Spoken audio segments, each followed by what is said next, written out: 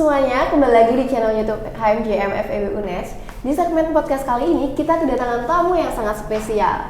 Beliau adalah Dr. Rendra Wirawan yang merupakan seorang pengusaha sukses di Jember, yaitu pemilik toko Primadona, sekaligus dosen di beberapa universitas. Oke, Mas Rendra. Sebelum lanjut ke beberapa pertanyaan, audiens ingin tahu lebih dalam nih tentang Mas Rendra. Mungkin bisa diceritakan sedikit tentang perjalanan dunia bisnisnya. Ya, Mbak Morista, alhamdulillah terima kasih waktunya diberi kesempatan di kampus saya tercinta juga. Kebetulan saya juga alumni Universitas Jember, angkatan dulu tahun 95. Dan sekarang tetap masih beraktivitas dengan Universitas Jember. Saya juga aktif di keluarga alumni Universitas Jember. Nah, untuk cerita bisnis saya mungkin alhamdulillah mulai kuliah saya ada sebuah acara kegiatan-kegiatan mulai dari kampus sampai sekarang terus beraktivitas. Memang saya senang urusan bisnis ya. Bisnis apapun yang tentu berkaitan dengan yang penting saling menguntungkan. Karena kalau ngomong bisnis itu tidak saling merugikan, tapi saling menguntungkan. Bisnis apa aja? Saya waktu kuliah juga bisnis, pernah jual beli sepatu waktu itu, pernah pada waktu kuliah berbisnis dengan teman-teman lintas fakultas. Saya juga jualan aksesoris sama beberapa kebutuhan daripada mahasiswa pada waktu saya kuliah. Dan proses berjalan alhamdulillah saya terus bergerak dalam kegiatan bisnis kuliner khas Kabupaten Jember, yakni makanan khas Kabupaten Jember. Ada suwar-suwir, ada prol tape yang sampai hari ini tetap kita tekuni, Mbak Morista. Jadi memang suka bisnis dari kuliah ya, Pak? Ya, alhamdulillah mulai muda saya suka dan senang berbisnis. Karena tidak ada ruginya ya melakukan sebuah bisnis itu dari yang kecil-kecil. Oke, menurut Mas Rendra nih, gimana sih kondisi UMKM pada masa saat ini? Kalau kegiatan UMKM pada saat ini tentu dibandingkan dengan zaman saya dulu, sekarang jauh lebih baik ya. Karena dari zaman dulu kita untuk UMKM bergerak sendiri. Tapi di zaman era sekarang kita sudah ditransformasi dengan teknologi yang sekarang sudah cepat. Kita bisa mencontoh, melihat model-model UMKM yang lainnya, ya kan? Dan paling enak lagi sekarang kan sudah kita bisa berkomunitas dengan lembaga-lembaga profesi yang sekarang jauh lebih banyak. Kalau di Universitas Jember saya pernah mendirikan yang namanya HIPMI Perguruan Tinggi, ada UKM IKM Nusantara, ada Kadin, ada komunitas entrepreneur Jember semisal. Cukup banyak pegiat-pegiat yang ini membuat kita membedakan dengan UKM yang lainnya pada waktu itu, sehingga kita lebih cepat bertransformasi di saat hari ini. Oke, jadi dengan kemajuan teknologi ini juga membantu untuk kondisi UMKM sekarang ya, Pak ya? Betul, Mbak. Oke, berhubung Mas Rendra juga merupakan seorang dosen, mungkin bisa diceritakan sedikit tentang perjalanannya dalam menempuh pendidikannya hingga saat ini. Ya, untuk pendidikan saya di proses perkuliahan saya ya, karena saya kemarin juga pernah aktif di Fakultas Ekonomi, saya melangkahnya juga dari bawah, Mbak Morista.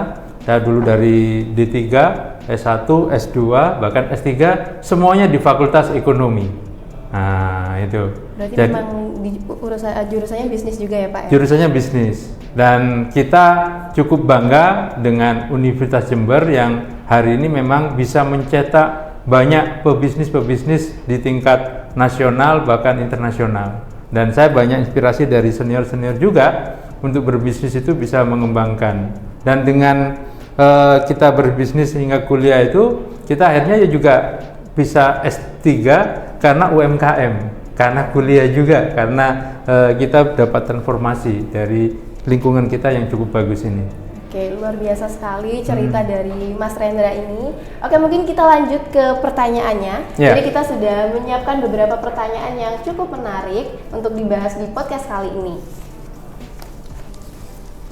Oke, berhubung Mas Rendra adalah seorang pengusaha, Ya. aku mau tanya nih Mas, apa aja sih tantangan utama yang akan dihadapi mahasiswa ketika ia mulai terjun ke dunia bisnis? Ya, tantangan yang paling sering dihadapi oleh mahasiswa dalam menggiat kegiatan perwirausahaan atau per UMKM-an, dan saya sering ikut menilai dari kegiatan mereka. Salah satunya adalah mereka, Mbak, banyak merasa kurang yakin biasanya dengan bisnis yang mau mereka kembangkan. Nah, ini menjadi sebuah persoalan karena mereka sudah tidak yakin dengan goal yang mau diharapkan. Itu tantangan yang pertama. Yang kedua, kadang-kadang mahasiswa masih terbebani merasa takut dengan perkuliahan, yang inilah besok harus menyelesaikan ini dan inilah, yang itu menjadi beban juga ketika dia menjadi seorang UKM yang sebenarnya kita bisa mengatur waktu yang baik. Nah, dua tantangan ini yang sebenarnya menjadi challenge ya buat kita untuk bisa diselesaikan sehingga kita bisa menjadi UKM yang jauh lebih baik lagi. Oke, Itu salah satu ya pengalaman ya, karena saya melihat ada beberapa penilaian di program-program wirausaha itu yang sering terjadi. Oke, luar biasa sekali jawabannya. Iya. Jadi mungkin tantangan ini bukan suatu hal yang untuk kita hindari ya Pak ya. Jadi Iya. harus kita lewati supaya kita bisa mengembangkan bisnis Betul. yang kita jalani. Oke, kita lanjut ke pertanyaan yang selanjutnya. Pertanyaan Iya. kedua, seberapa penting sih Pak kemudahan akses pembiayaan dan dukungan finansial bagi pertumbuhan UMKM dan bagaimana solusi yang tepat untuk mengatasi masalah akses ini? Betul. Ini menjadi persoalan yang setiap tahunnya pasti ada karena berkaitan dengan modal usaha ya Mbak ya. Dan saya yakin yang jadi pertanyaan di seluruh para penggerak UMKM salah satunya ya ini. Seberapa penting modal itu yang harus diberikan? Modal adalah bagian penting untuk mengembangkan sebuah usaha. Akan tapi modal bukan segala-galanya untuk mengembangkan sebuah usaha. Ini menurut saya.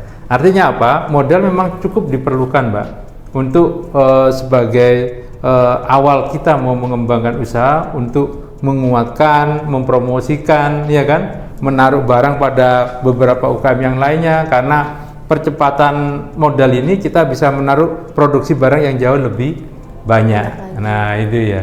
Jadi penting modal itu, tapi kita tidak boleh hanya menunggu modal, kita terus mau berhenti menjadi wirausaha atau para UMKM. Jadi itu penting modal, tapi bukan segala-galanya untuk kita mau tidak aktif karena tidak ada modal untuk mengembangkan UMKM. Oke, jadi faktornya nggak cuma modal aja ya Pak, jadi Betul. bisa dari SDM-nya juga gitu. Banyak faktor ya yang Iya. kalau mau kita kaji ya Mbak Moraya untuk hal seperti itu. Oke, lanjut kita ke pertanyaan selanjutnya. Iya. Pertanyaan ketiga, bagaimana sih Pak cara UMKM bisa mendapatkan modal usaha baik itu dari bank, investor ataupun program pemerintah? Apabila ada, bagaimana alur untuk mendapatkannya dan bantuan apa saja yang akan didapatkan? Ya, untuk kegiatan para UKM buat para mahasiswa sebenarnya sekarang kan cukup banyak ya kegiatan-kegiatan yang dilakukan pemerintah untuk memberikan kesempatan bagi para mahasiswa untuk bergerak mengembangkan entrepreneurnya atau wirausahanya. Saya beberapa tahun yang lalu pernah menjadi tim penilai program kewirausahaan oleh Universitas Jember, dan di sana mereka diberikan modal lebih kurang sampai 15 juta per kelompok. Lumayan sekali. Ya, nah mungkin Mbaknya bisa ikut nanti pada kegiatan-kegiatan itu ya. Nggak tahu masih ada atau enggak ya. Kegiatan apa itu Pak kalau tahu? Kegiatan dari Kementerian Pendidikan, bikin kelompok-kelompok klaster, terus dinilai oleh tim kreativitas Universitas Jember, dan di sana mereka akan diberikan suntikan modal untuk mengembangkan usahanya. Caranya bagaimana? Untuk bisa meyakinkan pada pihak kedua, pihak ketiga bahwa seorang mahasiswa yakin akan mau mengembangkan usahanya, tentu dia harus punya sebuah rencana bisnis. Ya kan? Iya. Nanti Mbaknya sudah diajarkan ilmu kewirausahaan? Belum? Sudah sedikit-sedikit. Oh, ada sudah tentang sedikit-sedikit ya. kewirausahaan. Artinya dalam tahapan bidang ilmu kewirausahaan itu ada materi khusus tentang business plan. Nah, dari business plan itu kita akan tahu bagaimana kita merencanakan sebuah modal yang baik untuk kita tawarkan kepada pihak yang lain. Nah, itu salah satu awal kita mau belajar mengembangkan modal, kita harus tahu persis perencanaan bisnis kita itu mau kita gunakan buat apa. Dengan kita tahu penggunaannya, secara otomatis kita bisa mengarahkan apakah butuhkah kita modal ke pihak perbankan atau butuhkah pihak orang tuanya mbaknya sendiri atau ke temannya, investornya. Nah, tapi kita harus punya goal yang jelas dari kegiatan itu dengan rencana bisnis yang baik. Itu caranya menurut saya, Mbak Mora, untuk kegiatan bisnis itu harus seperti itu. Oke, jadi kita harus membuat bisnis plan yang jelas ya untuk meyakinkan pihak eksternal untuk mendapatkan bantuan modal. Oke, mungkin kita lanjut ke pertanyaan selanjutnya. Pertanyaan keempat itu bagaimana mengatasi ketidakpastian ekonomi dan perubahan pasar bagi UMKM, dan apa yang bisa diambil dari pengalaman krisis sebelumnya itu COVID-19, atau mungkin Mas Rendra ini kan juga mungkin terdampak ya Mas waktu COVID-19 karena punya usaha oleh-oleh juga. Oke, mungkin bisa diceritakan dari Mas Rendra. 2018 pasca COVID, 2017 kita lagi membangun sebuah bisnis, ya kan? Alhamdulillah sebelum COVID 2018 kita sudah punya sebuah gambaran untuk mengembangkan usaha kita. Kita beli beberapa aset pada waktu itu untuk mengembangkan usaha kita dari ukuran yang sekarang jauh lebih berkembang. Semangatnya seperti itu pada waktu itu, Mbak. Kita udah pakai kerjasama dengan pihak ketiga dan alhamdulillah kita juga mendapatkan itu semuanya. Ini cerita ya. Tapi pada saat 2018-19 dan COVID itu datang, Allahu alam, siapa yang nggak kena dampak pada waktu itu? Dan saya merasakan betul pada waktu itu, ya kan? Apalagi kita bisnisnya di bidang oleh-oleh. Yang dimana pengunjungnya berharapnya dari pariwisata, sedangkan pariwisata pada waktu itu kan ditutup semuanya. Dan pada waktu itu saya ingat persis hampir 5-10% aja hasil yang kita dapatkan. Coba, sedangkan kita pada waktu itu sudah harus membayar kepada pihak ketiga untuk membangun sebuah komitmen itu. Awal kita proses pada waktu itu sudah berjalan, ya. Tapi pada saat ada COVID hampir 2 tahun, ya. Bahkan mungkin bisa saya katakan sampai sekarang dampak itu ada. Karena jujur untuk perkembangan UMKM ini untuk membangun kegiatan yang kita bandingkan dengan bisnis yang kemarin ini masih jauh. Nah, ini butuh sebuah kesabaran menurut saya. Dan alhamdulillah kita optimis, kita yakin ya dengan kegiatan hari ini trennya sudah mulai agak baik, terus kita pelan-pelan menatap masa depan sehingga gerakan bisnis kita benar-benar bisa sesuai yang kita harapkan. Jadi ya dampak itu sangat mempengaruhi sekali, Mbak, terhadap kegiatan bisnis pada waktu itu. Apalagi di bidang yang Bapak jalani. Nah, apalagi di bidang kuliner dan oleh-oleh ya pada waktu itu. Sangat terdampak. Sangat berdampak. Jadi banyak yang bisa kita pelajari dari krisis yang telah terjadi. Oke, mungkin kita lanjut ke pertanyaan selanjutnya. Pertanyaan kelima. Nah, ini mungkin Mas Rendra juga merasakan ini. Menurut Mas, lebih baik fokus kuliah dengan mendapatkan IPK tinggi dan aktif di kampus atau kuliah sambil menjalankan bisnis? Nah, karena ada statement nih kalau kita kuliah di bisnis, khususnya di manajemen ini, kalau kita nggak sambil bisnis itu bisa dibilang rugi. Tapi kalau kita kuliah sambil bisnis, takutnya kuliahnya jadi nggak fokus dan jadi berantakan seperti itu. Mungkin bisa diceritakan dari pengalaman Mas Rendra. Nah, kalau saya pribadi ya, kalau disuruh memilih kuliah atau bisnis dengan proses yang kemarin saya alami, saya memilih dua-duanya karena dua-duanya adalah penting. Ya, tapi bagaimana cara kita mengatur waktu yang baik sehingga kita benar-benar fokus apa yang kita harapkan. Kuliah penting karena bagaimanapun kita dituntut untuk urusan pendidikan. Katanya pepatah, carilah ilmu sampai ke negeri Cina. Cinanya itu siapa jauh di sana, ya kan? Nah, saya belajar itu sehingga saya walaupun dari UMKM terus mau belajar sampai bisa gelar doktor. Alhamdulillah, itu semua karena UMKM-nya. Nah, itu kan ya. Tapi bagaimana mengatur itu supaya bisa memilih antara bisnis dengan kuliah? Ya, tentu ini menjadi pilihan hati kita, ya kan. Kita harus bisa memilah ya kebutuhan kita. Kalau kuliah kan sudah ada schedule-nya ini, ya kan? Mbaknya ikut berapa SKS hari ini? Nah, kan sudah ada Senin jam ini. Nah, kita kalau berbisnis di luar itu, waktu kuliah yes, ya, waktu berbisnis juga yes. Tapi disesuaikan dengan bisnis yang sesuai dengan diri kita. Karena menurut saya masa muda ini masa yang harus kita habiskan kegagalan kita, Mbak, ya kan? Dari kegagalan-kegagalan itu insya Allah kita belajar dari kegagalan, ke depan kita akan jauh lebih baik. Itu kalau menurut saya. Oke, luar biasa. Jadi itu pilihan teman-teman Betul. semuanya, mau kuliah saja atau mungkin kuliah sambil bisnis, dan harus pandai-pandai teman-teman untuk mengatur waktu antara kuliah dengan bisnis. Ya.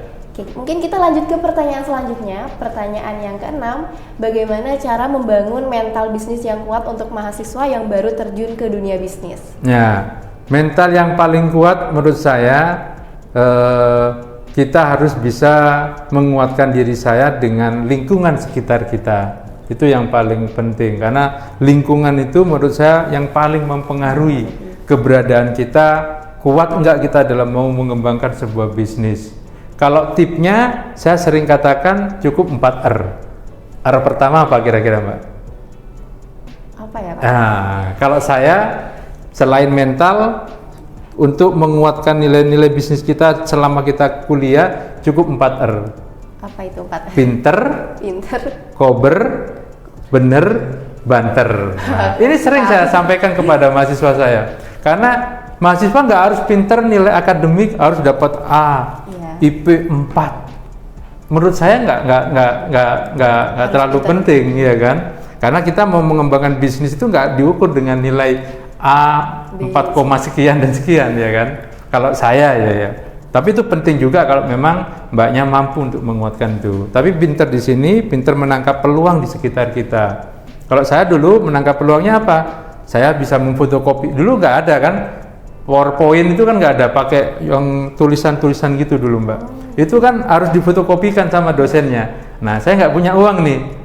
Saya fotokopikan teman-teman, saya dapat keuntungan. Nah, keuntungan itu buat fotokopi saya. Niatnya bantu aja. Pinter-pinter menangkap peluang seperti itu penting menurut saya. Sehingga kita mampu menggerakkan sesuatu dari akal kita untuk kebaikan kita juga. Bisnis tetap kita jalankan. Kober artinya menempatkan diri kita pada bisnis kita, ya. Kalau bisnis itu sudah dijalani, ya kita harus terjun di sana, dilihat, ya kan. Kalau saya di bidang oleh-oleh, ya saya harus lihat dulu produksinya pagi-pagi, ya kan. Pagi pemasaran, agak sore kita evaluasi untuk keuangannya, berapa yang laku, setiap hari diinput. Itu kober. Pinter, kober, bener. Nah, bener-bener berarti kan harus sungguh-sungguh, ya. Saya yakin dengan semangat saya, dengan pepatah yang lain itu sering dikatakan apa? Menjadah wajada. Barang siapa yang sungguh-sungguh, dia akan diberikan jalan. Semangatnya seperti itu, ya kan? Jadi sungguh-sungguh itu akan memberikan sebuah motivasi buat kita, bahwa kita akan yakin goal yang kita dapat itu benar-benar tercapai. Dan yang keempat, R keempat ini, Mbak, banter. Nah, banter itu apa? Bahasa Banyuwanginya apa? Banter. Cepat itu, Pak. Cepat mengambil keputusan. Karena yang namanya kesempatan tidak mungkin datang kedua kalinya. Nah, cepat mengambil keputusan, tepat dalam mengambil keputusan, itu bagian kita untuk mengatur manajemen waktu kita sehingga kita tepat mengembangkan bisnis yang kita harapkan. Nah, itu tipnya untuk 4 R yang mbaknya tadi tanyakan. Oke, luar biasa sekali, ada tipsnya, ada 4 R ya, Pak. 4 R. Yang pertama ada pinter, kemudian ada kober, bener-bener, dan banter. Oke. Mungkin bisa diterapkan untuk teman-teman yang ingin memulai bisnis. Ya. Oke, kita lanjut ke pertanyaan selanjutnya. Pertanyaan yang ketujuh, bagaimana tips mengembangkan bisnis supaya berjalan konsisten sehingga bisa memiliki banyak cabang? Karena mungkin konsisten ini suatu hal yang susah ya, Pak. Susah. Mendirikan. Ya. Oke, mungkin dari IPA dengan tip konsistennya, kalau menurut saya sebagai orang manajemen, ya kita harus mampu memanage. Ketika kita ngomong manajemen, kita merencanakan sesuatunya harus tepat. Kita belajar kalau di ilmu manajemen ada tim schedule, ada sebuah target yang harus kita capai. Sehingga pada triwulan pertama, triwulan kedua, triwulan ketiga atau triwulan keempat kita akan kembangkan bisnis kita dengan kemampuan kita. Sehingga cabang-cabang yang diharapkan itu bisa kita targetkan. Tapi menurut saya tidak hanya cabang ya, yang penting kuat. Yang tahapan pertama kuat di internal dulu, karena internal ini nggak gampang Mbak, membangun bisnis ini nggak bisa 1 tahun kita bisnis terus kita buka cabang kedua, ketiga, nggak bisa seperti itu. Karena harus menguatkan internal, terus kita sudah benar-benar punya standar operasional yang baik di perusahaan, ya kan? Terus kita punya sumber daya manusia yang juga baik, ya kan? Ditambah lagi punya kekuatan kapital yang itu bisa untuk kita kembangkan dengan membuka cabang yang lainnya. Itu tahapan yang kita siapkan, dan alhamdulillah kita ada 3 cabang. Kalau ngomong cabang di Primadona oleh-oleh khas Jember itu, cabang pertama ada di depan Pasar Tanjung, cabang kedua rumah produksi yang kita kembangkan dengan semua kegiatan produksi Primadona ada di sana, dan cabang ketiga untuk memudahkan Mbak Moresta deket dengan oleh-oleh, saya buka cabang di Bundaran DPRD. Nah, 3 cabang ini yang mewakili Primadona, mudah-mudahan bisa bermanfaat untuk kegiatan pariwisata oleh-oleh khas Jember di Kabupaten Jember. Mungkin teman-teman yang dari luar Jember atau yang ingin beli oleh-oleh bisa mampir ya ke tokonya Mas Rendra, toko Primadona. Oke, nggak kerasa nih Mas, kita udah di penghujung acara. Betul, Mbak Moresta. Kita ucapkan terima kasih banyak pada Mas Rendra sudah menyempatkan waktunya untuk bergabung dengan konten kita kali ini, dan terima kasih juga untuk ilmunya yang sudah dibagikan kepada kita semua. Oke, mungkin ada closing statement dari Mas Rendra. Ya, terima kasih Mbak Moresta. Ini konten yang menarik menurut saya, karena ini juga bagian kebanggaan saya terhadap alma mater saya. Diundang Mbak Moresta ini, ingat saya pada waktu kuliah pada waktu itu.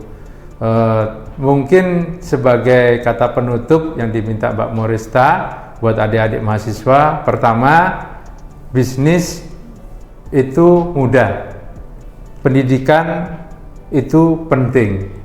Bagaimana kita mau mengembangkan bisnis dan pendidikan, tentu ada kemauan yang tinggi dari diri kita. Cukup menggunakan 4R kalau menurut saya: pinter, kober, bener, banter. Dan 4R ini insya Allah akan selalu di hatinya kalian sebagai mahasiswa, dan bisa membagi antara bisnis dan pendidikan yang kalian akan kembangkan. Wabillahi taufik wal hidayah. Assalamualaikum warahmatullahi wabarakatuh. Sukses selalu Fakultas Ekonomi Universitas Jember. Gitu Mbak. Luar biasa. Oke, terima kasih buat teman-teman semuanya yang udah nonton videonya dari awal sampai akhir. Sekian dari kami. Wassalamualaikum warahmatullahi wabarakatuh. Damn.